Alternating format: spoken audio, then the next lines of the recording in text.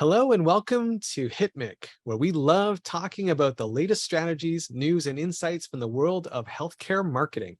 I'm Colin Hung, and I'm sitting down today with Chris Slocumb, president of Clarity Quest Marketing, one of HITMC's founding sponsors and winner of the 2022 Medigy HITMC Award for Agency of the Year. Chris, welcome to the program. Hi, Colin. Great to see you again. Glad to be here. Now, I wish we were doing this in person, but this is the next best thing. It's sort of a normal thing now, right? Absolutely. The new normal. There it is. Now, I want to ask you a few questions about what's happening in Clarity Quest. I want to kind of dive into a little bit about what you're seeing in the marketplace. But maybe the first question I'll start with is Clarity Quest Marketing is a two-time winner of Agency of the Year, which is an incredible feat. To what do you owe this kind of success? Yeah, we were really honored to win both times, but quite pleasantly surprised by the win in 2022. It really comes down to people and values and culture. We've built a culture here I'm really proud of. Everyone has each other's backs. The team has some foundation folks here who've been here 15, 11, and 9 years, which is quite a feat in today's job market. And then some folks who joined over the past few years and call it their forever job. So, we've really built a culture here where folks want to stay. And then on the client side, the values really show. We have never missed a deadline in 21 years. And that's through, life happens. People have tragedies, people have accidents, again, it's have each other's back, like if someone can't make something and has a sick child, then I'll chip in and do a blog post, or Brian, who's our EVP, will do a digital campaign. Like, people wear a lot of hats here, and we make sure that we deliver to clients because we know how important the partnership, and they're really counting on us. Wow, it seems like you have an amazing culture there at the company, and to not miss a deadline in that span of time is that's amazing. That's amazing. I mean, it just shows that you're really dedicated to your client's success. It's an important value. It's on everyone's sticky post, like we don't miss deadlines on things. And then our clients see that we deliver to that, and they're like, holy moly, you're not kidding about this, right? So that's we really try and live out the values that we put in front of clients and we put out there publicly. Is there any project from this past 12 months that sort of stands out for you in terms of, exemplifying the values or the capabilities of Clarity Quest? Yeah. I mean, we've had a lot of projects, both on the health IT and pharma tech side.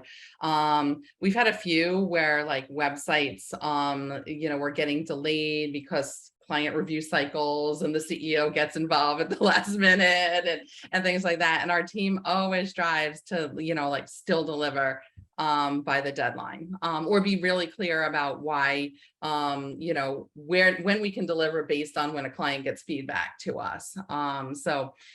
We've had quite a few projects on the digital side, on the web side.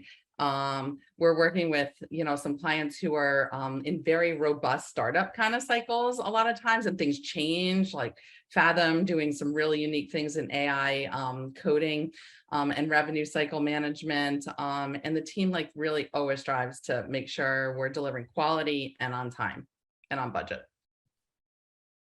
In your opinion, Chris, when you look at your team today, what kind of capabilities and skill sets are needed for success today? Yeah, I think in an agency, everyone has to have some sort of strategic mindset, right? You can't just be robots and doers. I hear that a lot from clients. I don't need someone to just execute campaigns. I can go hire an intern to do that, right? I need strategic advice. I need sounding board. I need folks who are going to press me, challenge me, offer alternates, offer options. And so we get a lot of business that way and keep the business because our account directors are pretty senior across the board. And even our more junior folks get into a very strategic mindset early. And Chris, do you think that skill set is going to be the same skill set needed 2 or 3 years from now, given what you're seeing in the industry in terms of success for an agency? Yeah, yeah. I think we're going to see more and more demand for strategic services. We start a lot with clients in a foundation phase, right? Where we say, okay, do you know your messaging? Do you know your positioning? Tell me. And if they can't, we're like, we got to do this. We have to do the foundation step, and we call it the foundation of the marketing house. And we said, you got to have clear brand. You have to have clear position, have to have an amazing website, have to have a marketing plan. We won't do a lead gen without a marketing plan, like, so that then there are metrics against which all we're measuring against, right? So we're talking the same language. I think you're going to see more of that strategic mindset. You're going to see more analytics. You're going to see more data interpretation needed from marketing. It's interesting you say that, the analytics side. Certainly metrics have always been important to marketing, but never, I'll call it, a prowess of marketing. But what I'm hearing you say is that the analytical side is something that is going to continue to be needed. And for agency, especially down the road, you're going to need that skill set in-house. Yeah, absolutely. Like every one of our clients, once we get into a recurring revenue model, is like, show me the proof, show me the metrics, right? You can just do brand and pretty stuff, like, right, on foundation, right? But once you get into a partnership with each other and you have to show ROI down to the revenue attribution level, you have to have dashboards, you have to have metrics, you have to be able to prove it. Show me. And some of those things are easier than other. Digitals, as you know, is easier than like PR placement, but we're even now getting attribution on, non-traditional kind of methods and channels. And do you see the technology landscape changing for agencies in terms of the tools you're going to have to use or are using even now to deliver projects to your clients? Yes, absolutely. GA4 and Google Analytics 4 coming on the forefront, and offering that tool in a free format is amazing. But a lot of people don't know how to use it really well, or use 10% of it. That, and then having ways to use Google Data Studio to layer on top of that, so it's easier for executives to understand. They don't have to dig in the weeds, kind of thing. So yeah, agencies are going to have people who understand that. We have a team that just does marketing automation, just does analytics, that because it's a specific skill. I used to be able, to go into Google Analytics and find what I want. And I'm like, I don't know where the heck that is now. Build me a dashboard, it changes, and it changes so often. And then we see things like complicated ABM workflows, AI for, even like banner ad interpretation of like which colors people are responding to. Tech is going to become more and more important to marketing every day. And are you finding, Chris, are you pushing sort of the envelope with your clients in terms of their understanding of metrics and analytics and all this data and AI, or are they kind of pulling you and going, hey, how about this new AI and analytics stuff? Can you help me with that? Like, is it push-pull or?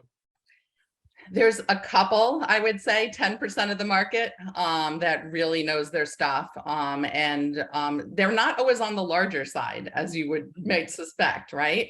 Some mid-level companies have that analytics bent person, or have a CEO that's really technical that knows marketing, right? And that's where we'll sometimes see that. But the other 90%, we're pushing it out. We're awareness. We have that as a value here too, like be at the forefront of marketing, right? To always be looking for the next thing so that we're never caught off guard, and that we can recommend it to clients. It's amazing how many B2B companies aren't using intent data, or something like that, or even like budgeting to spend for something like that when it's so powerful, right?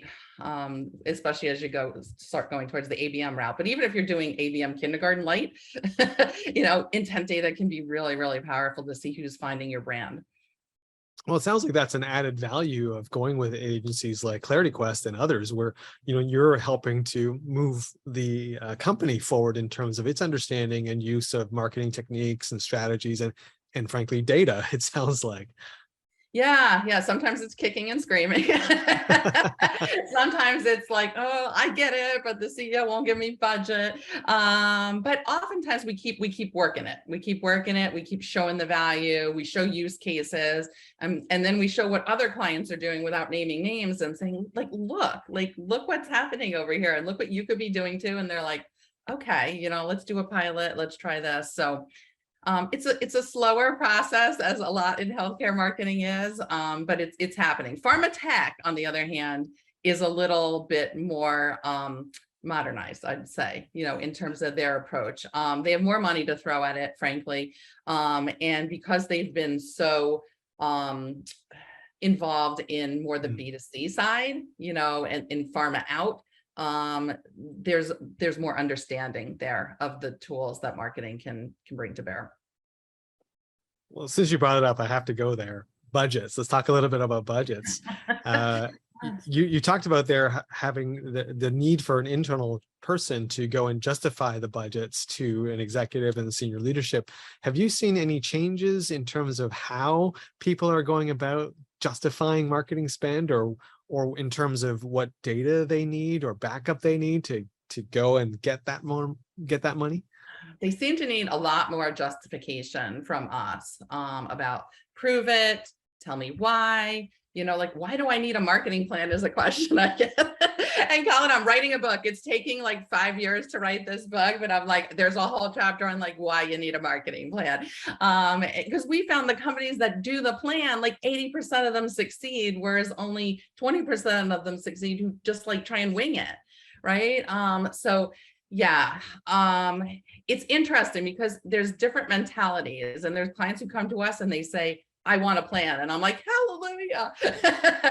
Like you understand this, you understand you don't just build software without a requirements document. Well, you don't build marketing without a plan, and, really no-go decisions on things. Like, should you be doing PR? No, yes. There's reasons to do it. There's reasons not to do it, right?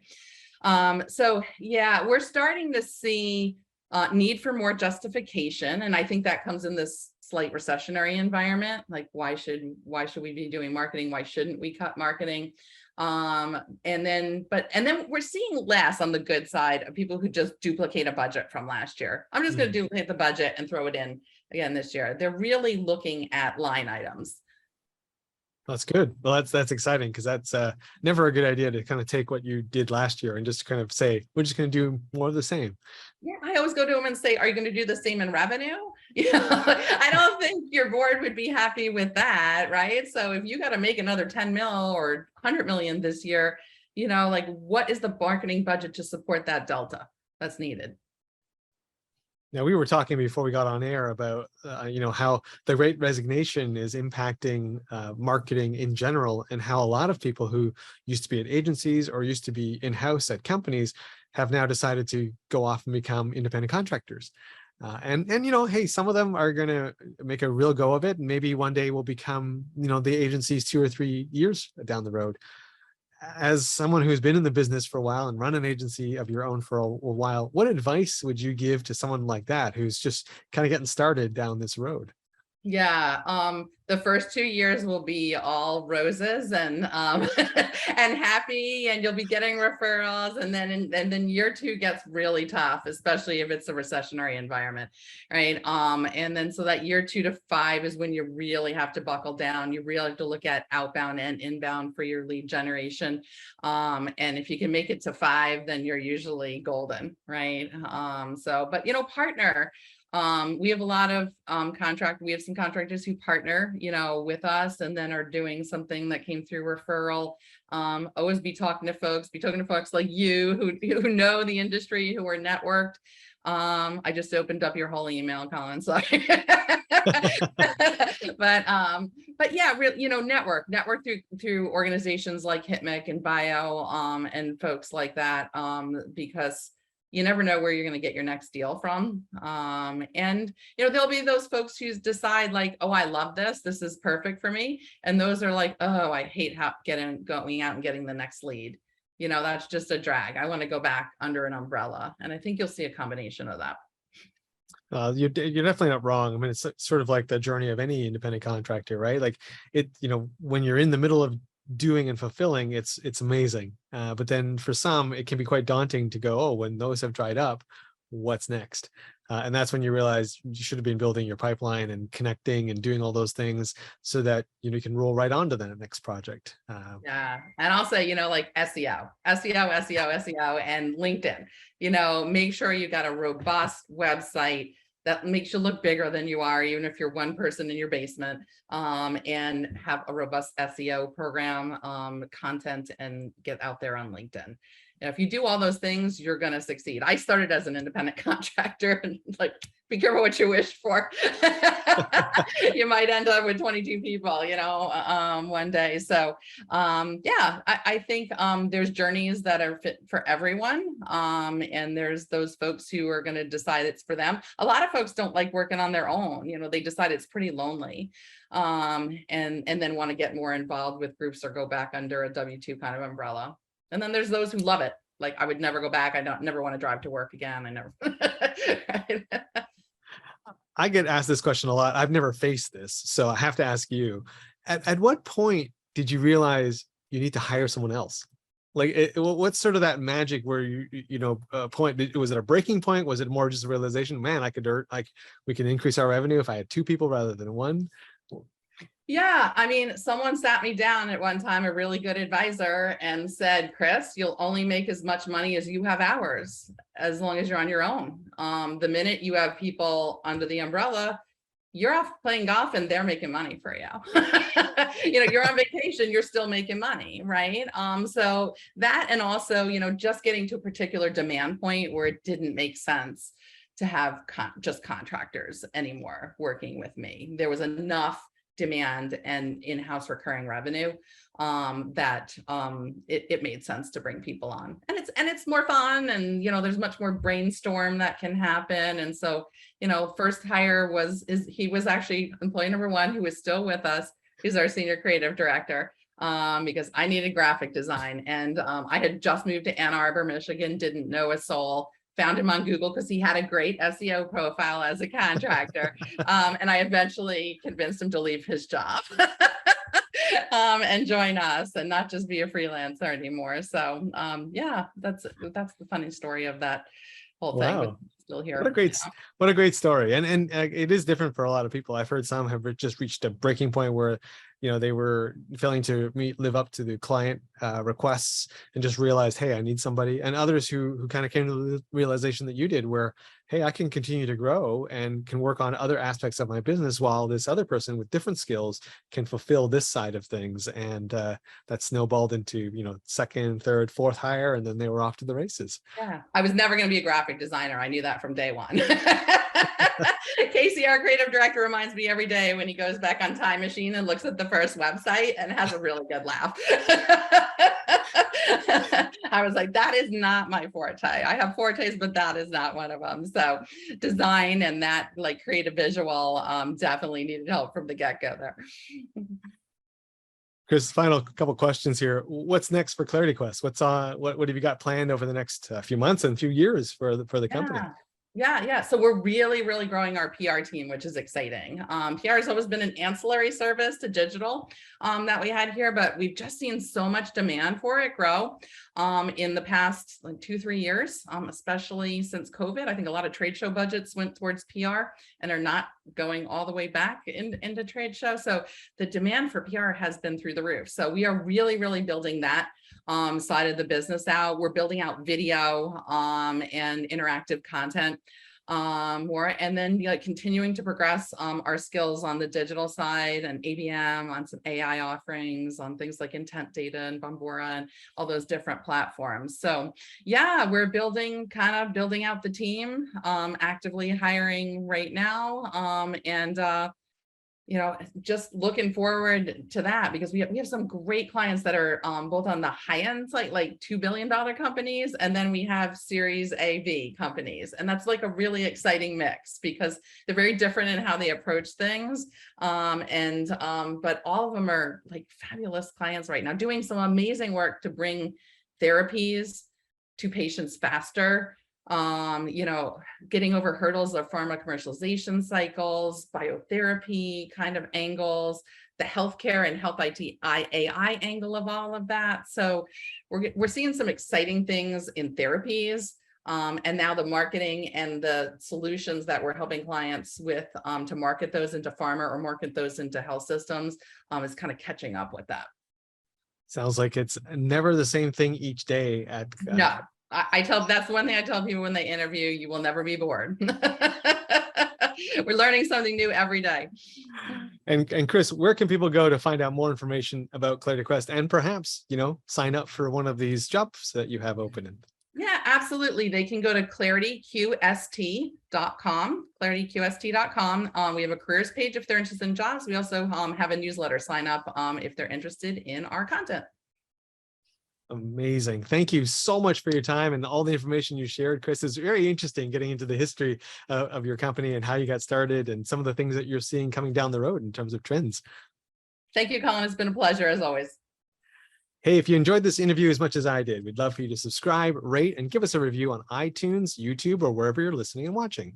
Also, head on over to hitmc.com, where you can access free resources, industry news, and insightful articles. You can also connect with us on Twitter using the hashtag HITMC. I'm Colin Hung, along with Chris Slocumb. Thanks for being here.